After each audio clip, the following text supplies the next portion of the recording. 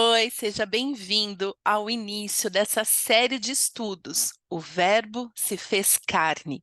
Nós vamos estudar o Evangelho de João, mas para isso, eu quero te convidar a realmente fazer dessa série de mensagens que faz parte da proposta que eu tenho aqui no meu canal de jornada de transformação, uma transformação de vida, para que você tenha vida em abundância, a qual Jesus te prometeu.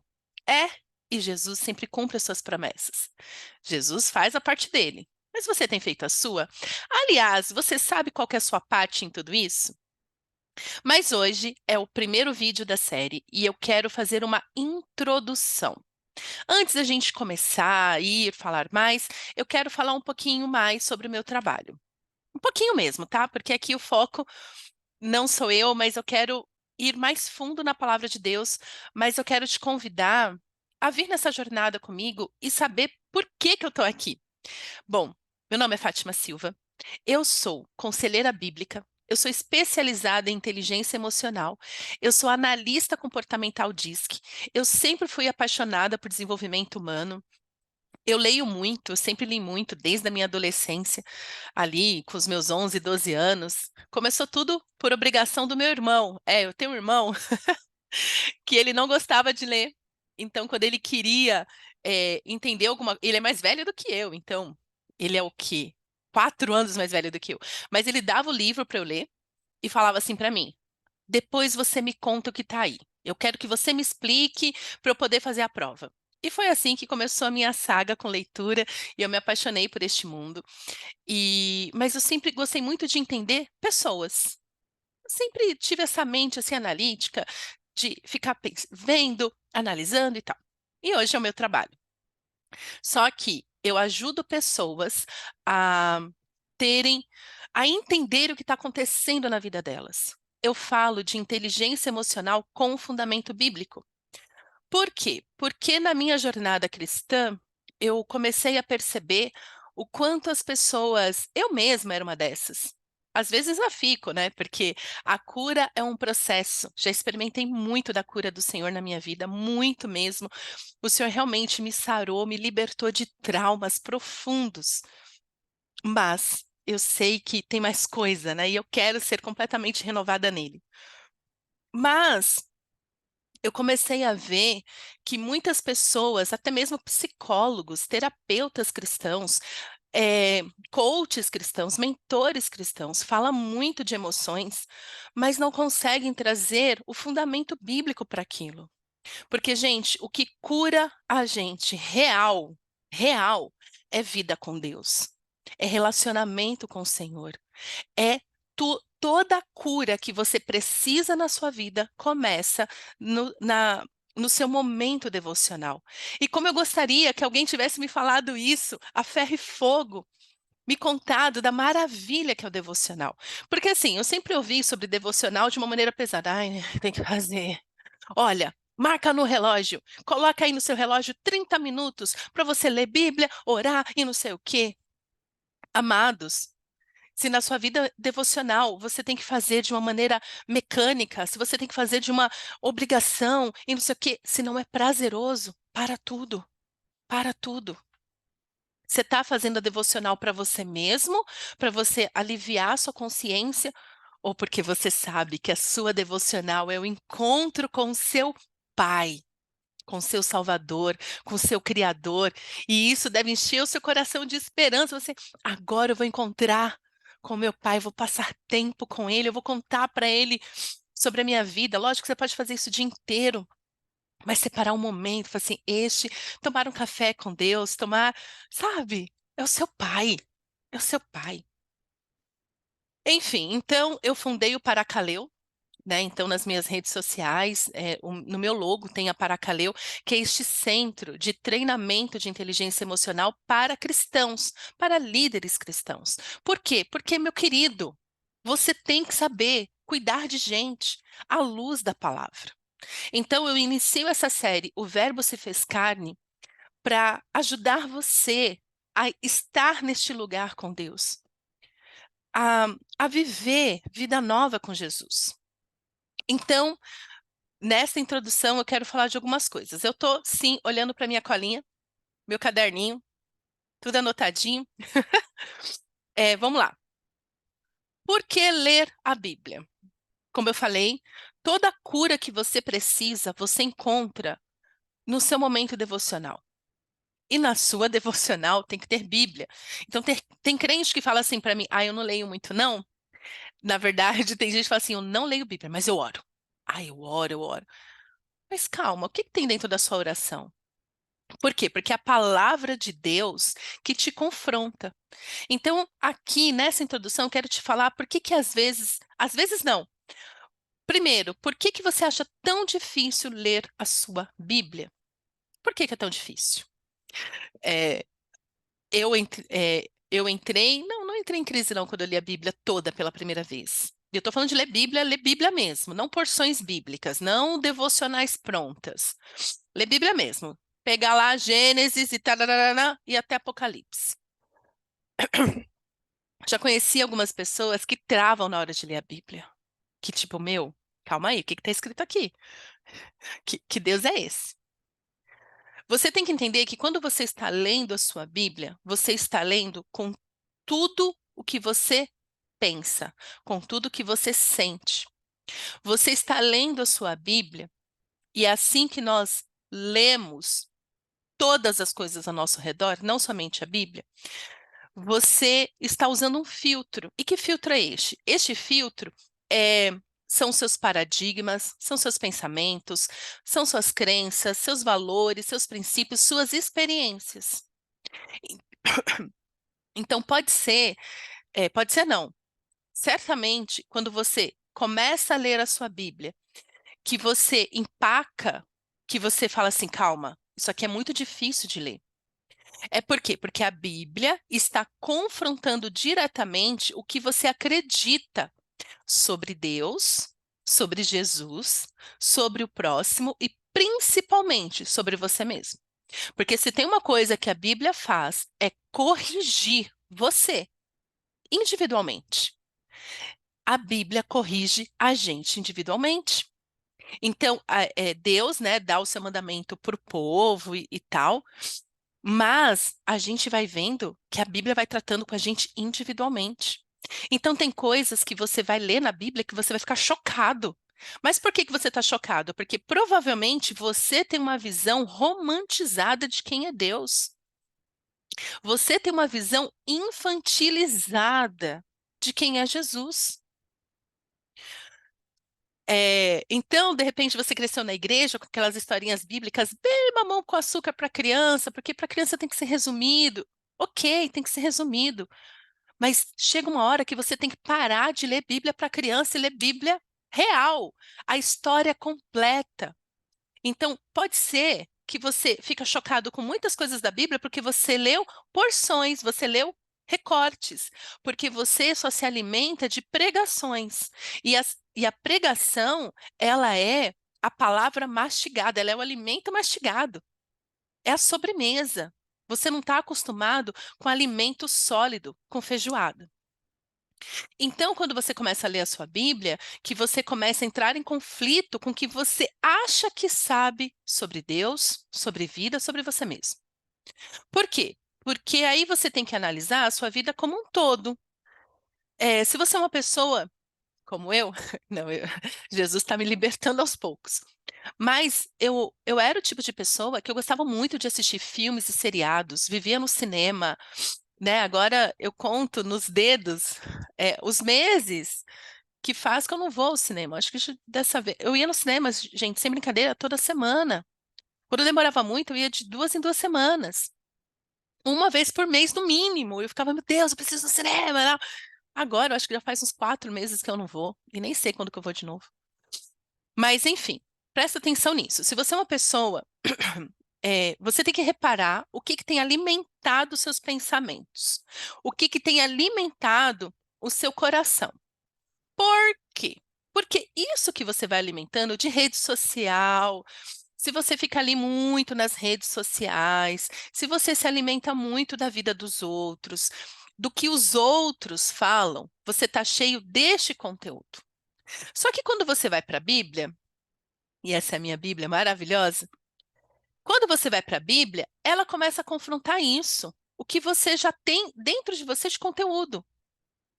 E aí você começa a entrar em conflito, porque você assim, calma, como assim?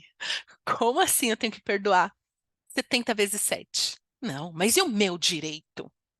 Mas e o meu coração? Por isso que às vezes não, é, às vezes, você acha tão difícil seguir Jesus, e seguir Jesus é pesado, é difícil, porque a sua mente está tão cheia da cultura, do secularizado, dos outros, do que com a palavra de Deus. A palavra de Deus, ela realmente vem para quebrar a gente, para acusar, para trazer à luz o que está nas trevas. Então, e aí esse choque tem que produzir em nós que amamos Jesus arrependimento, entende? Então, a leitura da Bíblia vem tirar essas lentes de Hollywood, de filme. Então, e vem confrontar as narrativas que você tem. Então, é a mesma coisa de crente que vai na Bíblia, vai para o culto, vai para a missa, vai, e depois fala assim: não, mas aí eu sei o que é melhor para mim. E vai, e faz mapa astral, e joga búzios. O que é isso, gente? Escolha quem é o seu Deus. Escolha quem é seu Deus. E a gente vive dias tão romantizado de evangelho, falando: ai, mas Jesus te ama, Jesus te ama. E a gente vai ler aqui, a gente vai ler a palavra junto. A gente vai passar pelo Evangelho de João. E você vai ver que Jesus, ele é lindo, ele é maravilhoso, mas ele tem postura, ele tem maturidade. Fala, querido, tu quer ir? Né? Tem uma hora lá com os discípulos que um monte de gente começa a abandonar Jesus. Jesus olha para os discípulos e fala assim: e aí, vocês? E aí, vai embora também? Tipo, tchau. Se é por falta de adeus, tchau. E os discípulos falam: não, Senhor, aonde mais poderíamos ir? Só tu tens as palavras de vida eterna. Aí Jesus, então tá bom, quer ficar, fica. Mas se não quiser também, ó, vaza. Aí, se você está escandalizado com essa narração que eu acabei de fazer, é porque você ainda tem uma mente muito romantizada, mas um romantizado ruim para quem é Deus. Você precisa entender sobre o poder da sugestão. Por que que a sua cura começa na sua vida devocional? Na leitura da palavra, na oração e falando assim: Jesus, me mostra a verdade. Me liberta, né? Aqui em João nós vamos ler, né? Que Jesus fala é, que a verdade liberta. E conhecereis a verdade os libertará. É a verdade que nos liberta. E a libertação não é uma coisa assim, algodão doce. É libertador, então envolve sofrimento, mas um sofrimento de mortificação da carne, de eu vou abrir mão disso, porque eu te amo, Jesus, porque eu confio em ti, porque eu quero te obedecer. Poder da sugestão. Esses dias eu estava ouvindo um shortzinho de um podcast de uma terapeuta aí famosinha, terapeuta dos famosos, e ela começou aí uma onda de podcasts, né? E ela estava entrevistando uma atriz. E uma estava falando com a outra assim: nossa, você também não tem filhos, né? Aí outra, não, não tenho filhos. Ai, é porque, né, não sei o quê. Aí a terapeuta falando, né? Ai, eu já tentei várias, né? Já tive 2 casamentos, eu tentei as fertilizações in vitro, eu tentei a fertilização, mas realmente não vingou. Então chegou uma hora que eu falei, chega, então eu não vou ter filhos. E ela falou assim, eu acho que aí a atriz replicou, falou assim: ah, mas os seus maridos, né, te abandonaram, então que você não podia ter filhos? Aí a terapeuta, né, porque ela é empoderada. Ela disse assim: não, eu deixei eles irem, porque eles queriam ser pais, então eu deixei eles irem. Eu não podia prender eles. Presta atenção nessa narrativa. Então hoje eu tô tão bem sozinha, eu sou tão realizada. Terapeuta falando, aí a atriz também rebatendo, falando, é verdade, eu sou tão realizada. Só que lá pelas tantas, nessa conversa de, se eu não me engano, o título do vídeo era exatamente esse, porque não tenho filhos, uma coisa assim. Lá pelas tantas, a terapeuta ela falou assim, e eu atendo vários casais sem filhos. Posso te falar? Os casais sem filhos são bem mais felizes do que aqueles que têm. A narrativa da legalzona, da empoderada que não tem Jesus. Não tem. Eu não estou condenando a fala dela, porque ela não tem os princípios bíblicos como seu princípio de vida. Ela não tem Jesus como referência na vida dela. O Jesus revelado na Bíblia. Ela tem o Jesus que ela criou para ela lá, né, dentro da mente dela, né? Que tem isso também. E eu já vou falar mais sobre isso. Mas o que que você tem que tomar cuidado? Que ela fala de uma maneira tão que de repente, você que gosta de acompanhar, tô falando dela, mas de repente, a narrativa que você gosta de ouvir, de acompanhar, pessoas, porque agora a gente é a geração dos seguidores, dos followers, dos curte aqui, comenta e compartilha, que você fala assim: olha aí.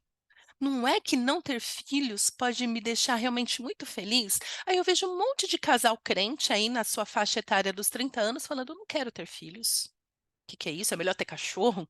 Melhor ter gato? Para que ter filhos? Ah, entende? Então, a maldade do seu coração. Só que quando você vai para a palavra, quando Deus institui o casamento, lá em Gênesis, ele fala: sejam férteis e multipliquem-se. Por quê? Porque Deus gosta de casa cheia. Deus manda o ser humano encher a terra. Eu acho lindo família, você tem 5, 10, 20 filhos, vai, tenha mesmo, de Jesus, né? Então você tem que tomar cuidado com essas narrativas, porque vai criando uma sugestão na sua cabeça, e essa sugestão, ela começa a se tornar uma verdade. Aí quando você vai para a Bíblia, você fica louco, que você fica calma. Eu tô aqui acreditando que tá tudo bem eu viver a vida do jeito que eu acho que é certo, mas aqui a Bíblia tá falando que tá bem errado do jeito que eu tô pensando. Então, por isso que fica difícil. É, entende? E tem muitas narrativas, né? Tem uma outra narrativa também. Teve essa, e tem uma outra, várias narrativas, né? Então, principalmente filmes, atualmente, eles. Por que que o divórcio. Tá, vamos, né? Já que estamos falando de família, por que que o divórcio cresceu tanto a taxa de divórcios dentro do meio evangélico e católico? Justa a Igreja Católica. Ali, firme... Não, ainda tem os católicos firme e forte, e vai com casamento até o fim. Mas, né, os não praticantes, falar, eu sou católico não praticante, faço da minha filha o que eu quiser, entrou, cresceu, por quê? Pode reparar nos últimos 20 anos, as narrativas. é, tem uma coisa assim na comédia romântica, repara, eu que já assisti e consumi muita comédia romântica. É sempre assim.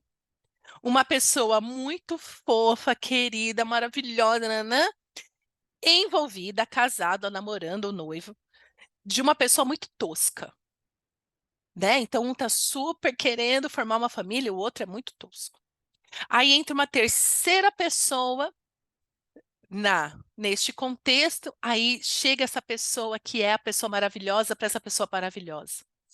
E aí ela destrói esse relacionamento que já vem há alguns anos, larga tudo e fica com esse novo maravilhoso que apareceu.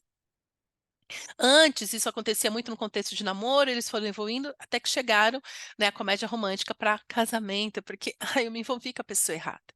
Aí essa narrativa entra na sua cabeça de, ué, eu acho que eu não casei com a pessoa certa. O importante é ser feliz.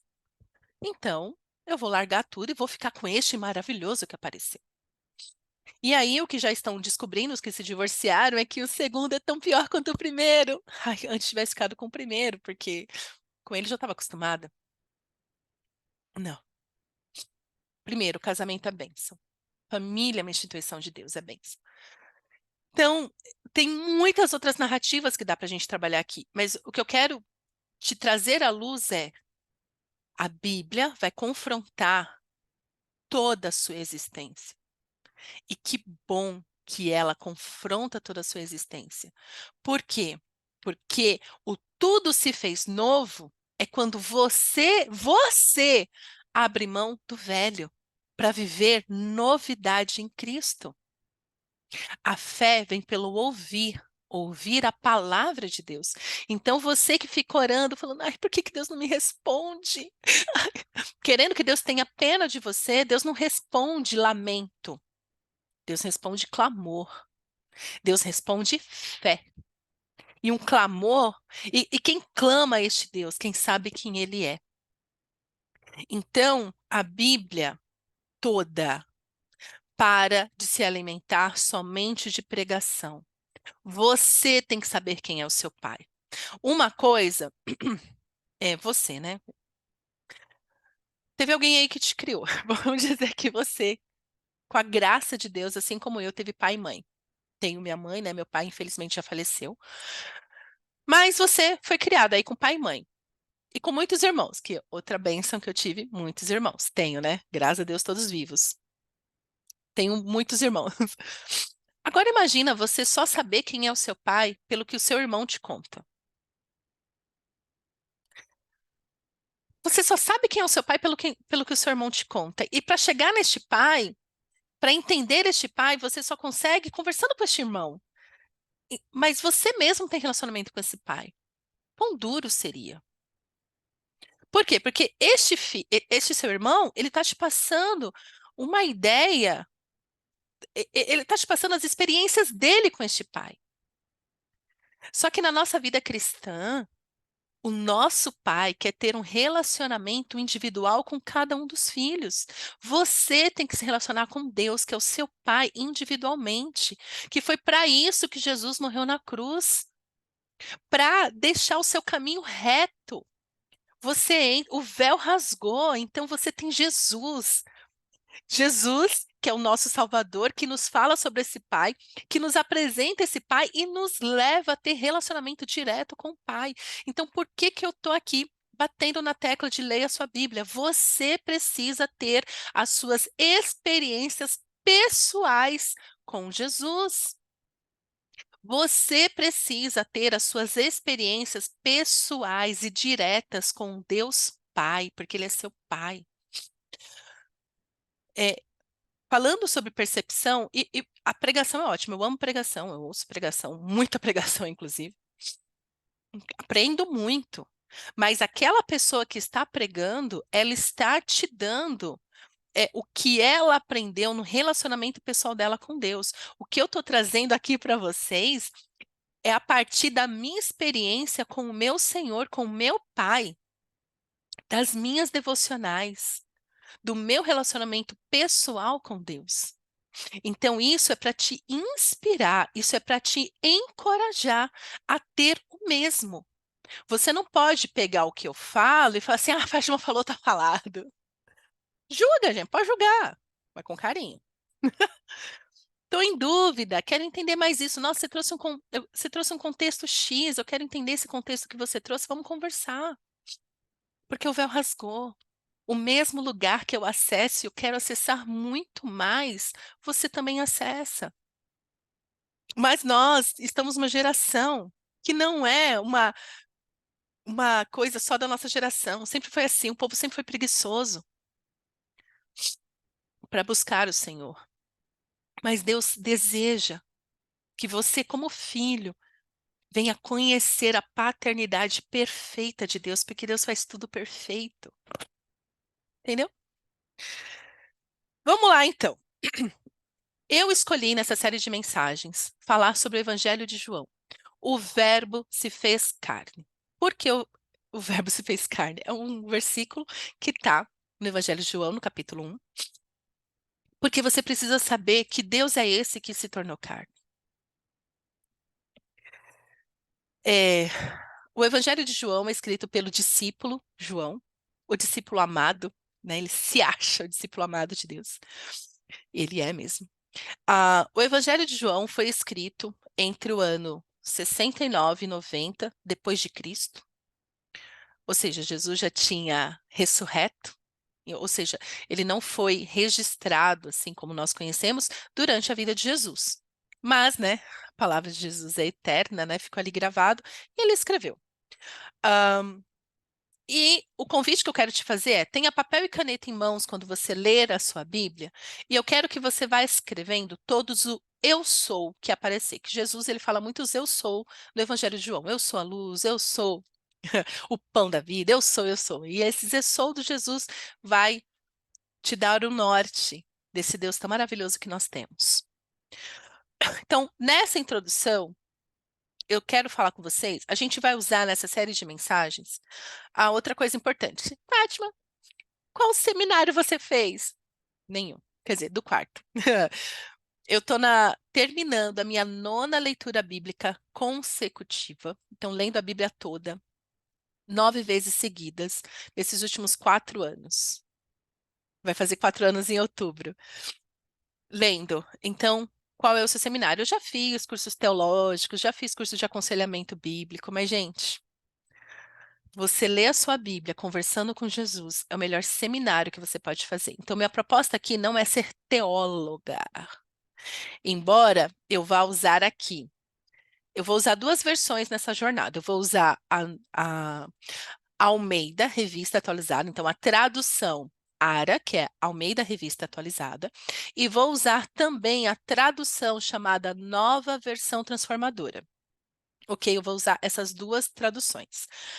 Para consultas, que se fizer necessária, que eu sentir necessidade, que você sentir necessidade, eu vou usar essa Bíblia de Estudo Shed.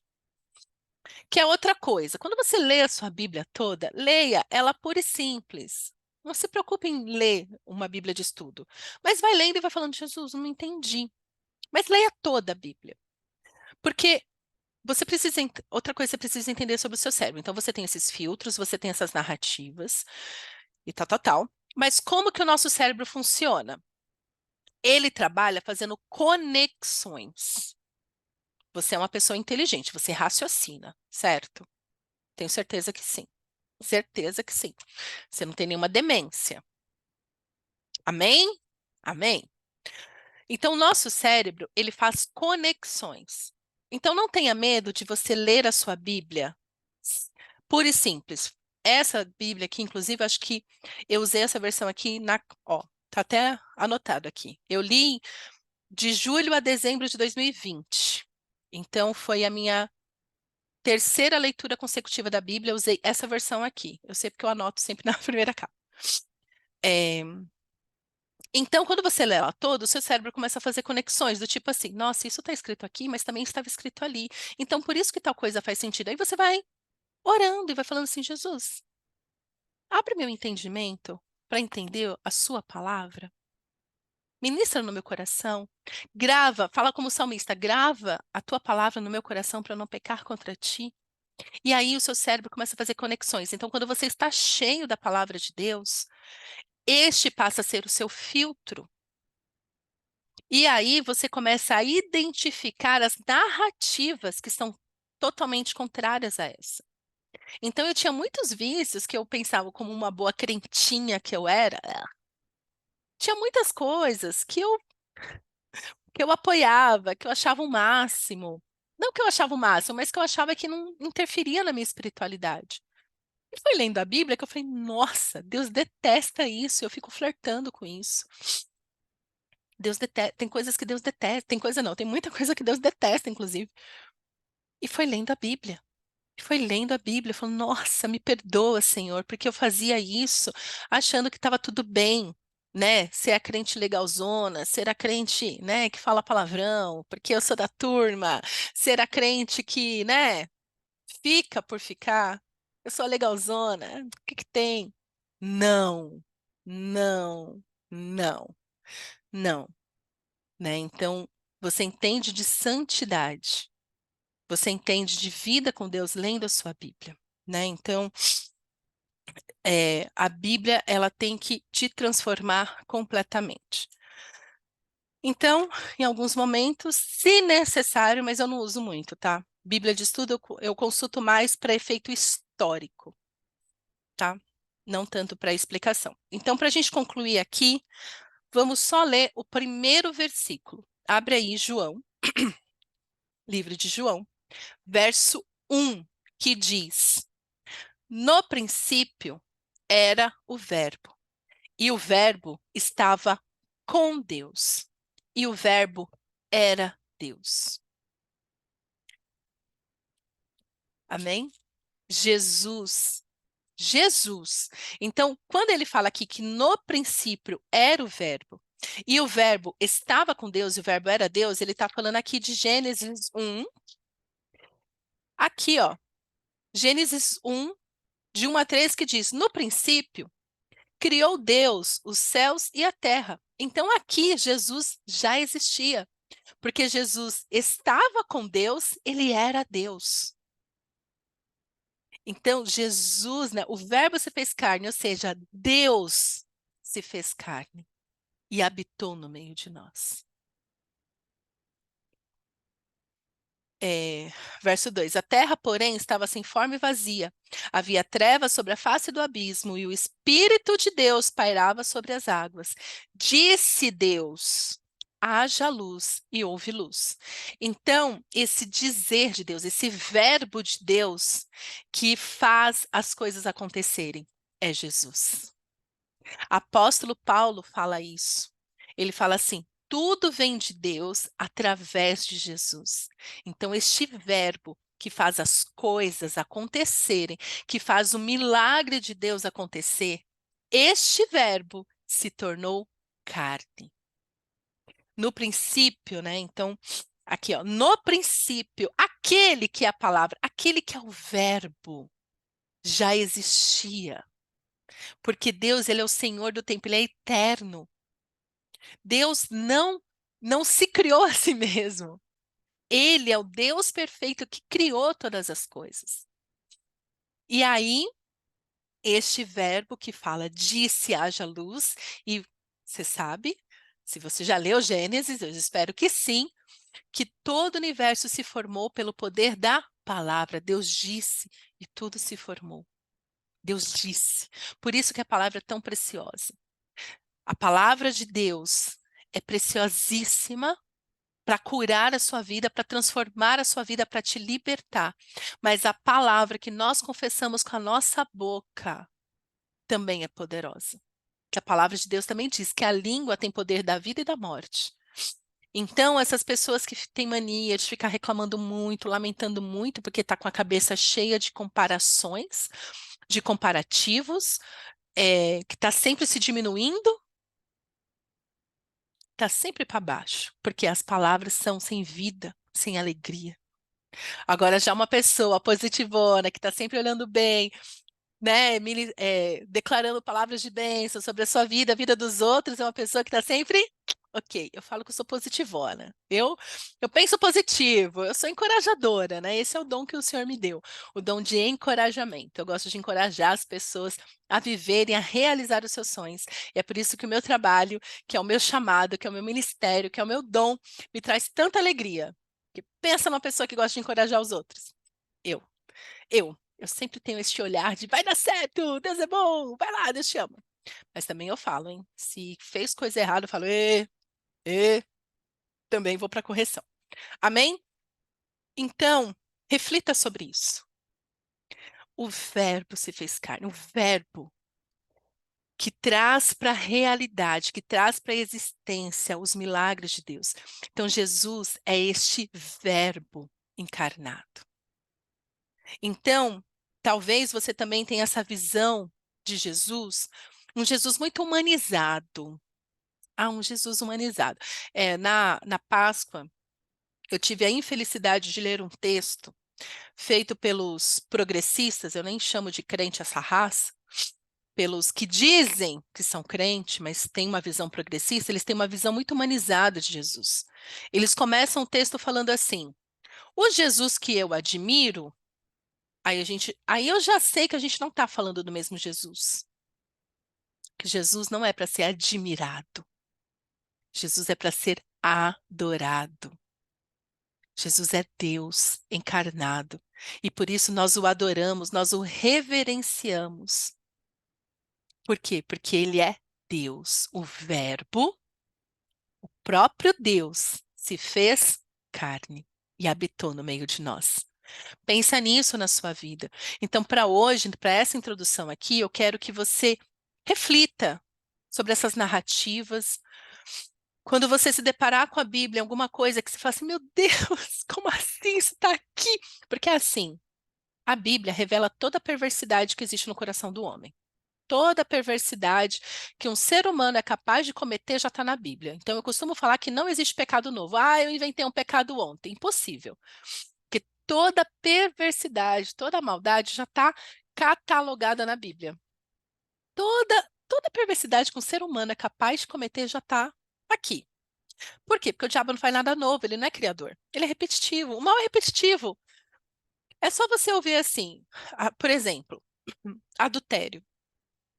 Ah, como foi o adultério? Gente, é igualzinho. Esses dias eu ouvi uma pessoa me contando como foi para a vida dela, me compadeci muito da dor dela. Eu falei assim, gente, a história é igualzinha. A desculpa que a pessoa inventa é sempre assim, eu fiquei com outra porque eu estava me sentindo. O mal é repetitivo, está catalogado, ele não faz nada novo. Mas eu conheço um Deus que faz nova todas as coisas. Um Deus que diz: nem olhos viram, nem ouvidos ouviram, nem jamais penetrou na mente do homem aquilo que eu tenho preparado para vocês. É Deus que faz tudo novo. Então, você precisa saber quem é este Deus. Jesus encarnou, Deus encarnou, e nós o chamamos de Jesus. Mas essa carne, né, esse Deus encarnado, ele está revelado desde Gênesis 1. Para você entender o Evangelho de João, você tem que entender Gênesis desde o versículo 1. 1. Não existe uma separação. Ah, o Deus do Novo Testamento, o Deus do Antigo Testamento. Não, Deus é Deus de eternidade a eternidade, só Ele é Deus. E este Deus veio, encarnou, morreu na cruz, sangrou para o perdão dos nossos pecados, para que a gente tivesse acesso direto a Ele. Amém? Bom, eu me empolgo, mas pensa nisso. O que que Deus está transformando no seu coração hoje? Ele está tirando tudo que não combina com Ele, todas essas falácias, todas essas narrativas falsas. Deus quer se revelar a você como Pai. E Jesus fala: eu e o Pai somos um. Ninguém vai ao Pai a não ser por mim, Jesus, né? Por isso que a gente precisa de Jesus, para a gente chegar no Pai. E você precisa saber quem é o seu Pai, que está revelado nas Escrituras Sagradas, desde Gênesis, capítulo 1, verso 1. E nós vamos aqui, na nossa leitura de João, descobrir mais sobre esse Pai perfeito. Amém? Pai, obrigada pela oportunidade de estudarmos a Sua palavra. Obrigada, Senhor. Obrigada, Senhor, porque pelo plano perfeito da cruz, para nos perdoar, para nos libertar. Abençoa, Senhor, essa série de estudos, para que possamos te conhecer completamente, perfeito como o Senhor é, que possamos entender quem nós somos em Ti, para que a Tua luz resplandeça, para que sejamos luz no meio dos povos, para a honra e glória do Teu nome, Paizinho. É o que te pedimos, em nome de Jesus. Amém. Até o próximo episódio, aí a gente vai falar mais de Bíblia e vamos continuar falando sobre emoções. Se tem mais alguma coisa, ficou alguma dúvida aqui deste episódio, dessa introdução, me manda uma mensagem, mas comece reparando o que realmente está preenchendo os seus pensamentos. São as verdades de Deus ou são essas narrativas, essas falácias que te deixam distante do Pai? Um beijo e até a próxima. Tchau!